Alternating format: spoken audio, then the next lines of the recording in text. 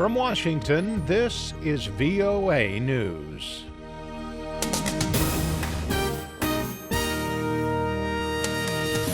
I'm David Byrd reporting. Authorities are investigating why a Russian passenger jet crashed in the Sinai, killing all 224 people aboard.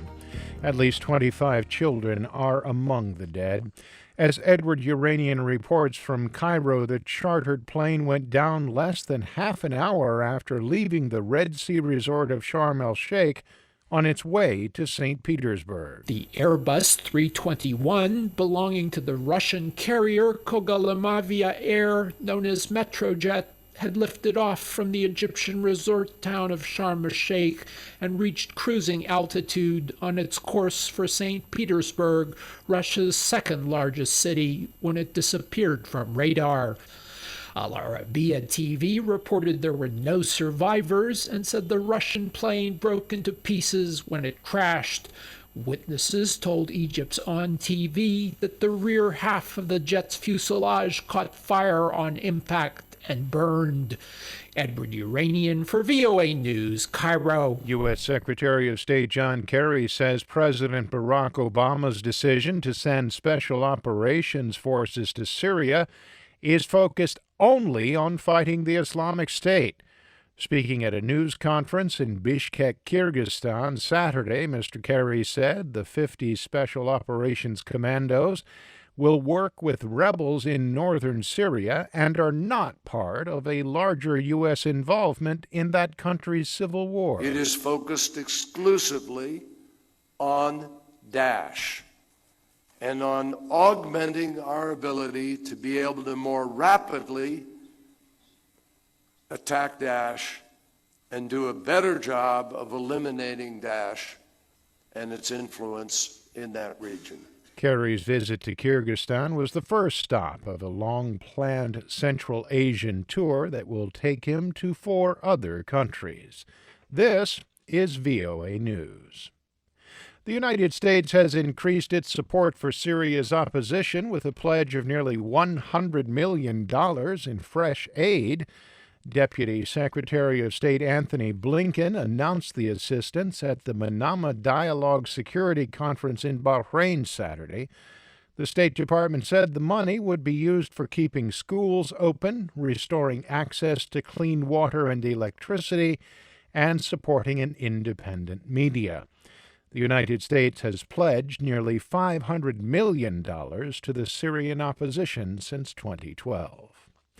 U.S. President Barack Obama pleaded for peace between Israelis and Palestinians at a rally to remember slain Israeli Prime Minister Yitzhak Rabin.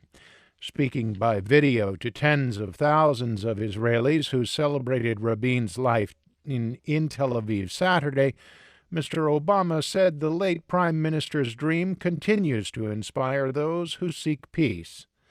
Former U.S. President Bill Clinton, who worked directly with Rabin, told the crowd that the Prime Minister was a model for those who are seeking peace.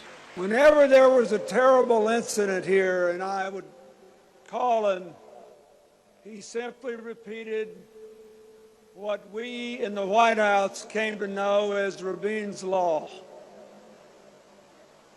We will fight terror as if there were no negotiations, but we will negotiate as if there were no terror.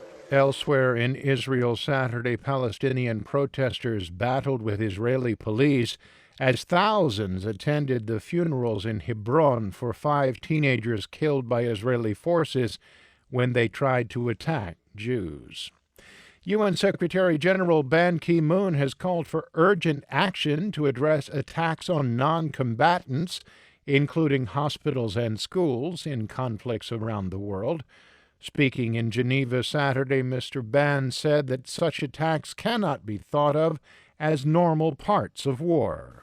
These violations have become so routine, there is a risk people will think that the deliberate bombing of civilians, the targeting of humanitarian and healthcare workers, and attacks on schools, hospitals, and places of worship are an inevitable result of conflict. Ban and International Committee of the Red Cross head Peter Maurer issued a statement calling for respect of international humanitarian law.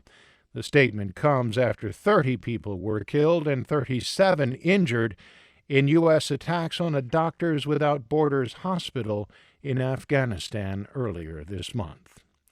And Triple Crown winning horse American Pharoah won his last race, taking the Breeders' Cup Classic in Kentucky Saturday. The win made American Pharoah the first horse to win the Triple Crown and the Classic in the same year.